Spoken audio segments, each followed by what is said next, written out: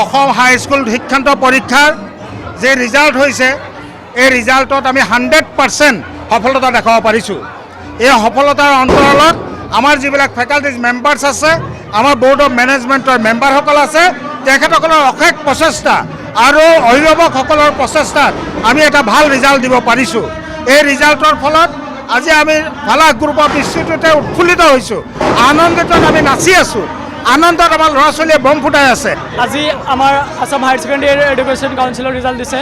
মই ছায়েন্স ছিষ্টেমৰ পৰা আছিলোঁ আৰু ভালা গ্ৰুপ অফ ইনষ্টিটিউটত 2022 বৰ্ষত হাইস্কুল শিক্ষান্ত পৰীক্ষাত উত্তীৰ্ণ হৈ নামভৰ্তি কৰিছিলোঁ আৰু আজি আমাৰ ৰিজাল্ট ওলাইছে আৰু মোৰ 93.4% হৈছে। ভাল লাগিছে, কষ্টৰ ফলখিনি পাইছোঁ।